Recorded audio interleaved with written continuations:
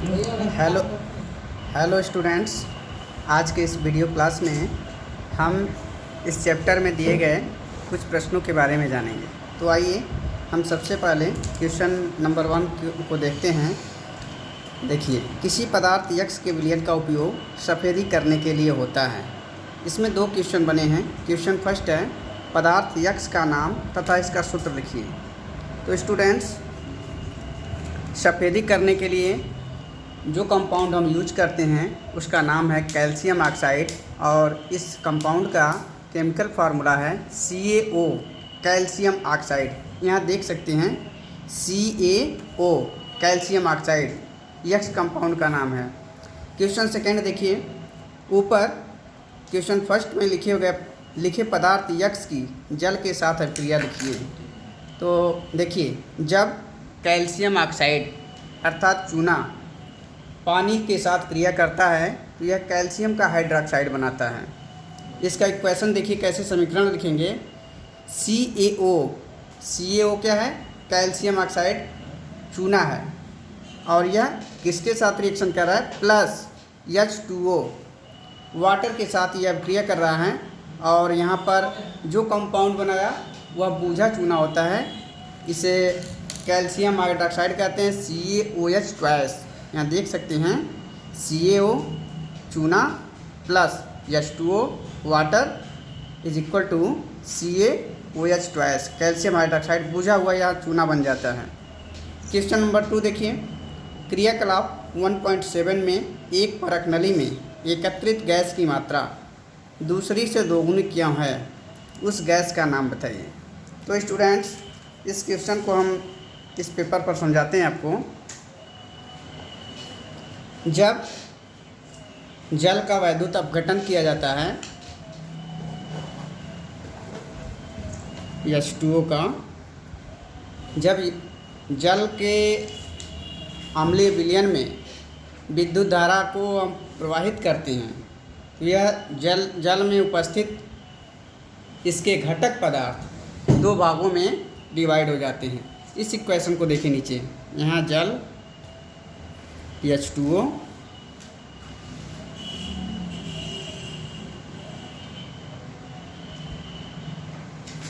विद्युत धारा प्रवाहित कर रहे हैं हम,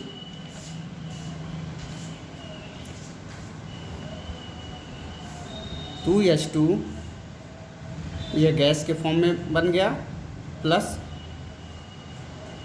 O2 यह भी गैस के फॉर्म। देखिए, यहाँ पर गैसियस स्टेट को इंडिकेट करने के लिए हम एक सिंबल का यूज करते हैं, स्मॉल g। यह इसके गैसियस स्टेट को इंडिकेट कर रहा है। यदि स्मॉल g को हम न लिख करके केवल एक सीधा तीर को इंडिकेट कर दें तो यह सिंबल भी यह इंडिकेट करता है कि बना हुआ उत्पाद गैस के रूप में है। यहाँ देख सकते हैं 2H2O, जल में विद्युत धारा का फ्लो किया जा रहा है, प्रवाह किया जा रहा है। यहाँ पर 2H2 गैस बन गया और प्लस O2 ऑक्सीजन गैस बन गया। तो यहाँ क्वेश्चन में देखिए, परख नली में एकत्रित गैस की मात्रा दूसरी से दोगुनी क्यों है? उस गैस का नाम बताइए। तो इस इक्वेशन को ध्यान से देखिए, इसके अनुपात को देखिए, हाइड्रोजन और ऑक्सीजन गैसों के अनुपात को देखिए। 2:1 के अनुपात में आयतन के हिसाब से 2:1 के हिसाब से हाइड्रोजन और ऑक्सीजन गैसेस बनते हैं, और जब विद्युत धारा को हम प्रवाहित करते हैं जल के अम्लीय विलयन में तो हाइड्रोजन गैस की मात्रा ऑक्सीजन गैस की अपेक्षा डबल होती है, दोगुनी होती है। तो इस तरह से हम कह सकते हैं कि वह गैस जिसकी मात्रा ऑक्सीजन दोगुनी होती है वह गैस हाइड्रोजन है। हाइड्रोजन। तो आइए नेक्स्ट क्वेश्चन की ओर हम बढ़ते हैं। देखिए, बुक में और भी क्वेश्चन दिए हुए हैं। जब लोहे की कील को कॉपर सल्फेट के विलयन में डुबोया जाता है तो विलयन का रंग क्यों बदल जाता है? तो स्टूडेंट्स, जैसा कि आप जानते हैं कॉपर का सिंबल होता है Fe, जिसे लोहा कहते हैं, और कॉपर सल्फेट का कंपाउंड इसका फार्मूला क्या होता है, CuSO4, जिसे हम कॉपर सल्फेट कहते हैं। और जब इसका विलयन बनाते हैं यानी H2O के साथ इसको डिजॉल्व करते हैं तो यह किसके साथ रिएक्शन करता है, Fe के साथ, लोहे के साथ अभिक्रिया करता है। इसका विलयन बनाया हमने और उस विलयन में लोहे की कील को डुबा रहे हैं। तो जब कॉपर सल्फेट के विलयन में लोहे की कील को जब डुबाते हैं तो यहाँ पर एक अभिक्रिया होती है, रासायनिक अभिक्रिया, जिसे विस्थापन अभिक्रिया कहते हैं। यहाँ देख सकते हैं आप Fe, यह लोहे की कील है Fe, और कॉपर सल्फेट का सॉल्यूशन CuSO4। इसका कलर क्या होता है, सबसे पहले तो इसका कलर नीला होता है कॉपर सल्फेट का, लेकिन जब आयरन से यह अभिक्रिया करता है तो यह आयरन अधिक सक्रिय होने के कारण कॉपर को उसके स्थान से विस्थापित कर देता है और कॉपर की जगह पर आयरन आकर व्यवस्थित हो जाता है और यहाँ नया कंपाउंड बन गया FeSO4, देख सकते हैं। और कॉपर क्या हो गया, सेपरेट हो गया, अलग हो गया। तो यहाँ पर एक कंपाउंड बन गया फेरस सल्फेट और इसका कलर भी चेंज हो जाता है, हल्के हरे कलर में इसका रंग प्राप्त होता है। तो यही समीकरण बनेगा। नेक्स्ट क्वेश्चन की ओर बढ़ते हैं। क्रियाकलाप 1.10 से भिन्न द्विविस्थापन अभिक्रिया का एक उदाहरण दीजिए। तो देखिए, हम लोग जैसा कि क्रियाकलाप में पढ़े थे वहाँ द्विविस्थापन अभिक्रिया जो दिया गया था उससे अलग यहाँ पर एक इक्वेशन लिखा जा रहा है। जब सिल्वर नाइट्रेट को सोडियम क्लोराइड के साथ अभिक्रिया कराते हैं तो सिल्वर क्लोराइड का सफ़ेद अवक्षेप प्राप्त होता है। तो यहाँ देखिए, इसको हम इक्वेशन के माध्यम से, समीकरण के माध्यम से रिप्रेजेंट कर सकते हैं AgNO3। AgNO3 क्या है, यह कंपाउंड सिल्वर नाइट्रेट है प्लस NaCl से रिएक्ट कर रहा है, अभिक्रिया कर रहा है और यहाँ पर एक न्यू कंपाउंड का फॉर्मेशन कर रहा है AgCl। AgCl क्या है, सिल्वर क्लोराइड, इसी का सफ़ेद अवक्षेप बन रहा है। यानी सफ़ेद अवक्षेप का मतलब क्या हुआ, विलयन के साथ अभिक्रिया, उसमें जब सिल्वर नाइट्रेट सोडियम क्लोराइड के विलयन के साथ अभिक्रिया कर रहा है यह सफ़ेद कलर के रूप में नीचे तली में बैठ जा रहा है पदार्थ। और इस तरह से जब कोई पदार्थ अविलीय रूप में नीचे पेदी में बैठ जाता है तली में, तो इस पदार्थ को हम अवक्षेप कहते हैं। तो यहाँ AgCl अर्थात सिल्वर क्लोराइड एक अवक्षेप के रूप में बना हुआ न्यू कंपाउंड होता है और प्लस NaNO3 दूसरा कंपाउंड बन गया सोडियम नाइट्रेट। तो स्टूडेंट्स, यहाँ पर आप देख सकते हैं किस तरह से इस अभिक्रिया में चेंजिंग हुई है आयनों की। इसको भी हम लिख करके आपको दिखा दे रहे हैं।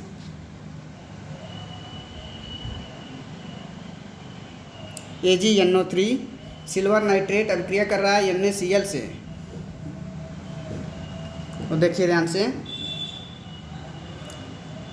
अब देखिए इस इक्वेशन को हम पहले छोटे इक्वेशन में डिवाइड कर रहे हैं। यह सिल्वर नाइट्रेट कंपाउंड है, दो पार्ट में डिवाइड हो रहा है। कौन कौन से दो पार्ट, सिल्वर आयन और प्लस नाइट्रेट आयन। ठीक इसी तरह से दूसरा कंपाउंड भी दो पार्ट में आयन के रूप में डिवाइड होता है विलयन बनाने पर। कौन कौन से, sodium ion plus chloride ion, यह दो अलग अलग आयन में डिवाइड हो गए। अब दोनों आयनों के बीच में क्या होता है, विनिमय होता है, एक्सचेंज होता है, अदला बदली होती है। एक कंपाउंड का पॉजिटिव आयन दूसरे कंपाउंड के निगेटिव आयन के साथ अटैच होता है और दूसरे कंपाउंड का पॉजिटिव आयन पहले कंपाउंड के निगेटिव आयन के साथ जुड़ करके एक न्यू कंपाउंड का निर्माण कर रहे हैं। तो यहाँ देखिए, पहला कंपाउंड का सिल्वर आयन दूसरे कंपाउंड के क्लोराइड आयन से अटैच हो रहा है, देख सकते हैं। और यहाँ पर जो कंपाउंड बनेगा क्या होगा, AgCl, यहाँ बन गया AgCl। यही सफ़ेद अवक्षेप है, सिल्वर क्लोराइड का सफ़ेद अवक्षेप यही बन रहा है। इसको उल्टे एरो से हम इंडिकेट कर रहे हैं प्लस। अब देखिए इसी तरह से दूसरे कंपाउंड में भी रिएक्शन हो रहा है, विनिमय हो रहा है। दूसरे कंपाउंड का पॉजिटिव आयन पहले कंपाउंड के निगेटिव आयन के साथ अटैच हो रहा है और यहाँ पर भी एक न्यू कंपाउंड बन गया। यहाँ देखिए सोडियम, NaNO3, यहाँ पर सोडियम नाइट्रेट बन गया। यहाँ इसका नाम लिख दे रहे हैं सिल्वर क्लोराइड, और दूसरे कंपाउंड का नाम लिख दे रहे हैं सोडियम नाइट्रेट। तो यह हमारा क्वेश्चन कंप्लीट सॉल्व हो चुका है। आइए नेक्स्ट क्वेश्चन की ओर बढ़ते हैं। क्वेश्चन नंबर 3, निम्न अभिक्रियाओं में उपचयित तथा अपचयित पदार्थों की पहचान कीजिए। स्टूडेंट्स अब इसको ध्यान से देखिए। दो इक्वेशन आपके सामने दिए गए हैं। फर्स्ट इक्वेशन है 4Na, यह सॉलिड फॉर्म में है, यस लिखा हुआ है ठोस अवस्था में, प्लस O2, इसके आगे देखिए स्मॉल g ब्रैकेट में दिया हुआ है, इसका मतलब ये गैसियस फॉर्म में है। अब दोनों एक दूसरे से रिएक्ट करके अभिक्रिया करके एक कंपाउंड बना रहे हैं 2Na2O, और यह किस फॉर्म में है, किस रूप में है, सॉलिड फॉर्म में है, ठोस रूप में है। यहाँ पर सोडियम ऑक्साइड का फॉर्मेशन हो गया। तो अब देखिए किस पदार्थ का उपचयन हो रहा है, किस पदार्थ का अपचयन हो रहा है, इसे भी हम लिख करके देखते हैं।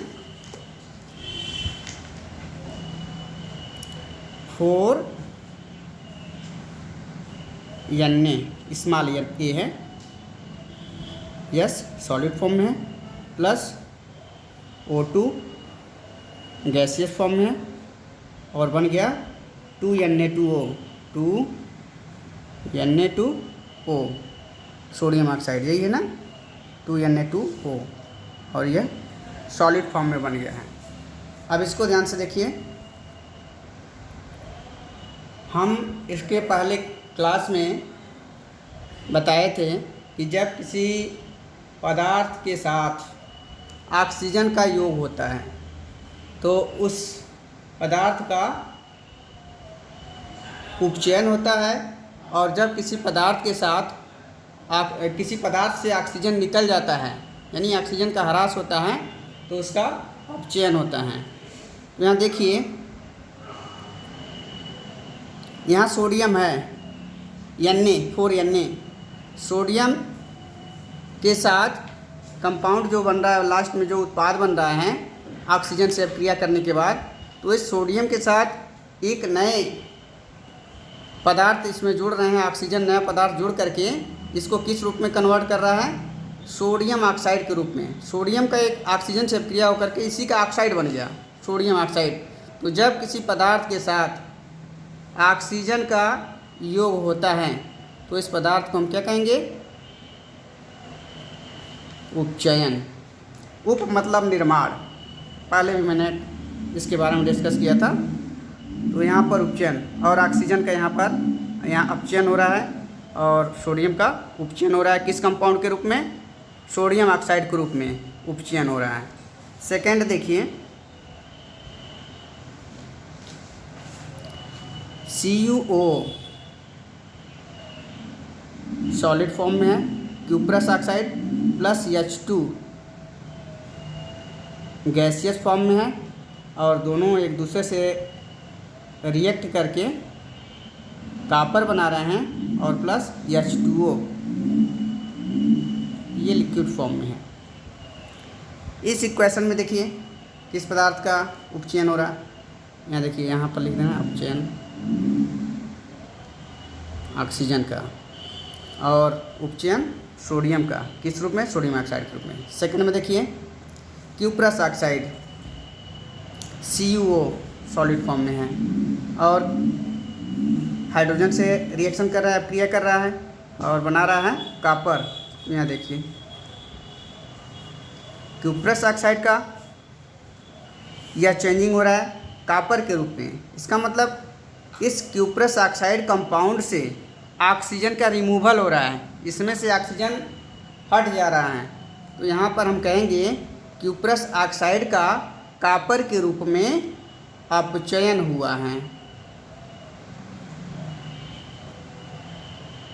और यहाँ देखिए H2 का H2O के रूप में क्या हो रहा है,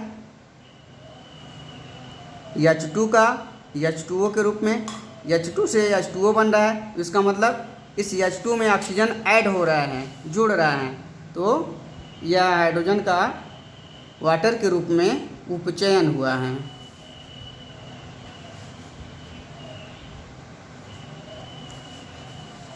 आइए नेक्स्ट क्वेश्चन की ओर बढ़ते हैं।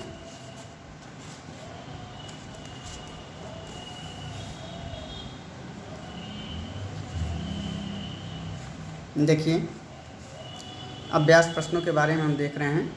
कुछ अभ्यास प्रश्न दिए गए हैं। नीचे दी गई अभिक्रिया के संबंध में कौन सा कथन असत्य है?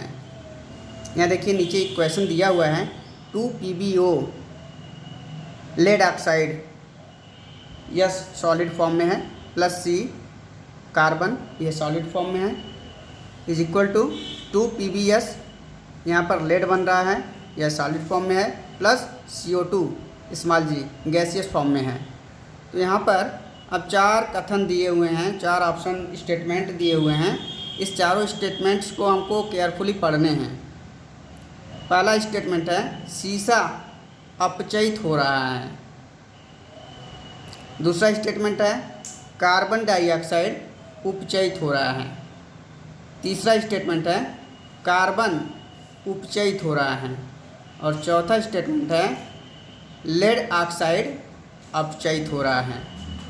तो स्टूडेंट्स, हमने बताया था, इसके पहले भी कई बार मैंने बताया कि जब किसी कंपाउंड के साथ ऑक्सीजन जुड़ता है तो उस पदार्थ का ऑक्सीजन के साथ जुड़ने के कारण उपचयन होता है, और जब किसी पदार्थ से ऑक्सीजन का रिमूवल होता है, ऑक्सीजन हट जाता है उस यौगिक से, तो उसका अपचयन होता है। यहाँ देखिए लिखा है सीसा अपचयित हो रहा है। अब क्या शीशे के साथ से ऑक्सीजन हटा है? यहाँ देखिए PbO प्लस C कार्बन के साथ यह रिएक्ट कर रहा है। यह ऑप्शन देखिए, देखने से ये स्पष्ट हो रहा है कि शीशा का अपचयन नहीं हो रहा है। सेकंड यानी यह ऑप्शन क्या है? रॉन्ग ऑप्शन है। सेकंड देखिए, कार्बन डाइऑक्साइड उपचयित हो रहा है, तो कार्बन से कार्बन डाइऑक्साइड का निर्माण हो रहा है, यह स्टेटमेंट भी असत्य है। और तीसरा देखिए कार्बन उपचयित हो रहा है। कार्बन, यहाँ देखिए कार्बन से ऑक्सीजन, कार्बन के साथ ऑक्सीजन का योग हो रहा है, कार्बन में ऑक्सीजन जुड़ करके ही तो कार्बन डाइऑक्साइड बना रहा है, तो यह स्टेटमेंट सही है। कार्बन उपचयित हो रहा है और लेड ऑक्साइड अपचयित हो रहा है। यहाँ देखिए PbO, इससे ऑक्सीजन रिमूव हो रहा है, तो यह Pb के रूप में अपचयित हो रहा है। तो यानी ऑप्शन A और B रॉन्ग है और ऑप्शन C और D राइट है। तो यहाँ पर एक कोड नीचे बना दिया गया है, फर्स्ट, सेकेंड, थर्ड, फोर्थ। यहाँ दिया है कौन सा कथन असत्य है। अब देखिए ऑप्शन A एवं B, ऑप्शन सेकेंड A एवं C, option third A, B एवं C और फोर्थ सभी। तो जैसा कि हम लोगों ने उस विकल्प को पढ़ा, विकल्प C और D सत्य है और विकल्प A और B असत्य है। इसका मतलब सही ऑप्शन क्या है? Option first. सेकेंड क्वेश्चन की ओर देखते हैं। Fe2O3 plus 2Al ferric oxide, इसका रिएक्शन हो रहा है 2Al एल्यूमिनियम के साथ, और यहाँ पर एक कंपाउंड बन रहा है एल्यूमिनियम ऑक्साइड, एल्यूमिनियम का ऑक्साइड बन रहा है प्लस 2Fe। तो यहाँ देखिए Fe ऑक्साइड का एल्युमिनियम से जब रिएक्शन हो रहा है तो यह एल्युमिनियम अधिक क्रियाशील होने के कारण आयरन को उसके स्थान से विस्थापित कर दे रहा है। यह एल्युमिनियम आयरन को इसके स्थान से हटा दे रहा है, और जैसे ही आयरन हट रहा है, आयरन अलग हो गया, यहाँ देख सकते हैं 2Fe आयरन अलग हो गया, और इसके जगह पर Fe के जगह पर Al एल्युमिनियम खुद ही आ गया। तो इस तरह से नया कंपाउंड बन गया एल्यूमिनियम ऑक्साइड। तो इस प्रकार हम कह सकते हैं कि यह दी गई रासायनिक अभिक्रिया विस्थापन अभिक्रिया है। संयोजन तो है नहीं, क्योंकि यदि संयोजन अभिक्रिया होती तो दोनों जुड़कर केवल एक ही कंपाउंड को बनाते हैं।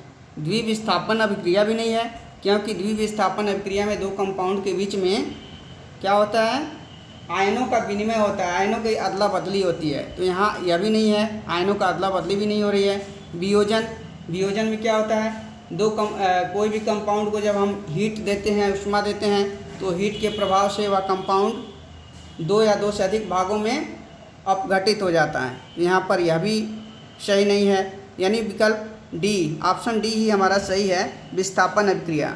जैसा कि हमने यहाँ पर बताया कि एल्युमिनियम अधिक क्रियाशील होने के कारण आयरन को इसके स्थान से विस्थापित कर दिया और नया कंपाउंड बनाया एल्युमिनियम ऑक्साइड।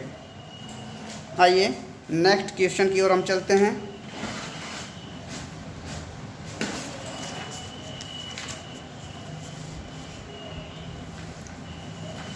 क्वेश्चन 3, लौह चूर्ण पर तनु हाइड्रोक्लोरिक अम्ल डालने से क्या होता है? सही उत्तर पर निशान लगाइए। लौह चूर्ण, लोहे का सिंबल क्या होता है, Fe, और तनु हाइड्रोक्लोरिक अम्ल, हाइड्रोक्लोरिक अम्ल का सिंबल क्या होता है, HCl, Fe प्लस HCl। तो यहाँ देख सकते हैं 2Fe प्लस 2HCl, लोहा हाइड्रोक्लोरिक एसिड से रिएक्ट कर रहा है और बना रहा है FeCl2 plus H2, hydrogen gas विस्थापित हो रहा है। तो यहाँ पर ऑप्शन देखिए, हाइड्रोजन गैस और आयरन क्लोराइड, यहाँ लोहा FeCl से रिएक्ट कर रहा है, लौह चूर्ण Fe, तनु हाइड्रोक्लोरिक एसिड HCl, दोनों एक दूसरे से रिएक्ट कर रहे हैं और क्या बना रहे हैं, FeCl2, आयरन का क्लोराइड बना रहे हैं और हाइड्रोजन गैस बना रहे हैं। यहाँ ऑप्शन 1 देख सकते हैं, हाइड्रोजन गैस, यहाँ देखिए हाइड्रोजन गैस बना है ना, यानी हाइड्रोजन गैस सही है। एवं आयरन क्लोराइड, यहाँ देख सकते हैं FeCl2 आयरन क्लोराइड, इसका मतलब हमारा ऑप्शन क्या सही है, ऑप्शन ए सही है और ऑप्शन गलत है। नेक्स्ट, संतुलित रासायनिक समीकरण क्या है? रासायनिक समीकरण को संतुलित करना क्यों आवश्यक है? तो स्टूडेंट्स, मैंने इसके बारे में भी डिस्कशन किया था। संतुलित रासायनिक समीकरण क्या है?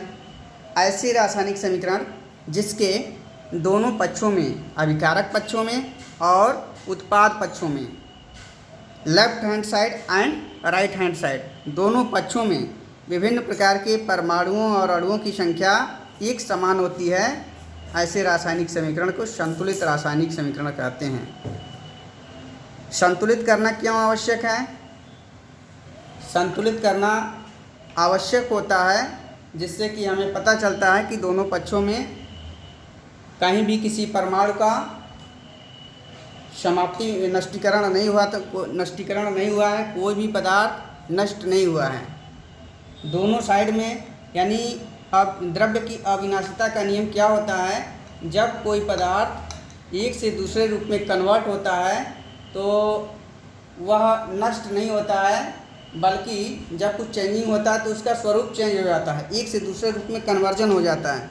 और जितने पदार्थ होते हैं उतने तब भी होते हैं, बस कुछ एनर्जी कहीं पर यूज कर ली जाती है, कहीं पर एनर्जी मुक्त होती है तो कहीं पर एनर्जी निकल जाती है, यूज कर ली जाती हैं। तो इसीलिए रासायनिक समीकरण को संतुलित करना आवश्यक होता है कि हम उस रासायनिक अभिक्रिया में उपस्थित अभिकारक और उत्पाद दोनों पक्षों में विभिन्न परमाणुओं की संख्या को देख कर यह जान सकें कि वास्तव में जो रासायनिक अभिक्रिया हुई है उतने ही परमाणु दूसरे पक्ष में हैं या नहीं। नेक्स्ट, निम्न कथनों को रासायनिक समीकरण के रूप में परिवर्तित कर उन्हें संतुलित कीजिए। स्टूडेंट्स, अब ध्यान से देखिए, बहुत ही महत्वपूर्ण क्वेश्चन है यह, और आप लोग ध्यान से देखेंगे तो इसको बैलेंस करना भी जान लेंगे। सबसे पहले देखिए, नाइट्रोजन हाइड्रोजन गैस से संयोग करके अमोनिया बनाता है। तो सबसे पहले स्टूडेंट्स, हमें जितने भी कंपाउंड होते हैं, जितने भी सिंबल होते हैं, उस कंपाउंड और सिंबल के बारे में हमें जानकारी होनी चाहिए। सभी हमें लर्न करना होगा कौन कौन से किस तत्व के क्या संकेत होते हैं, किस कंपाउंड के क्या सूत्र होते हैं, तो इसको तो हमें लर्न करना होगा, तभी हम जान पाएंगे। अब जैसे कि मान लीजिए अमोनिया यहाँ पर लिखा हुआ है, अब हमें अमोनिया का सूत्र ही ना मालूम हो तो हम इक्वेशन को संतुलित कैसे करेंगे? इस कंडीशन में हम इक्वेशन को संतुलित नहीं कर सकेंगे। और नाइट्रोजन, यदि इसकी भी सिंबल नहीं मालूम है तो इसको भी हम बैलेंस नहीं कर पाएंगे। तो देखिए, नाइट्रोजन हाइड्रोजन गैस से संयोग करके अमोनिया बनाता है। यहाँ देखिए स्टूडेंट्स, हम इसको कॉपी पर लिख कर दिखा रहे हैं आपको। नाइट्रोजन का सिंबल सूत्र है N2। नाइट्रोजन किससे संयोग कर रहा है? हाइड्रोजन गैस से, plus H2, N2 plus H2, nitrogen plus hydrogen, दोनों एक दूसरे से रिएक्ट करके क्या बनाते हैं? यहाँ देखिए लिखा है नाइट्रोजन हाइड्रोजन से संयोग करके अमोनिया बनाता है। तो यहाँ पर बन गया अमोनिया।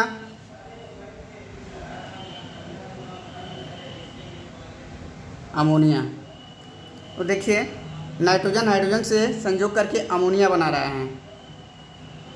तो अब यह समीकरण को हमारे सामने समीकरण तैयार है, लेकिन यह ज़रूरी नहीं कि जो समीकरण हम लिख दिए हैं वह बैलेंस समीकरण ही है, संतुलित समीकरण ही है। इसको हमें पहले चेक करना होगा कि क्या वास्तव में जो समीकरण हमने लिखा है वो बैलेंस है या नहीं।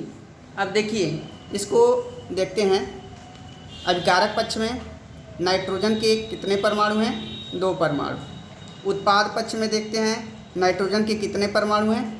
यहाँ NH3 में केवल एक ही N दिख रहा है, यानी नाइट्रोजन के एक ही परमाणु हैं। तो इसको नाइट्रोजन के 2 परमाणु को बनाने के लिए इसके बाईं साइड में 2 का मल्टीप्लाई कर देते हैं, गुणा कर देते हैं। अब देखिए हमारा इक्वेशन बन जाएगा N2 plus H2 is equal to 2NH3।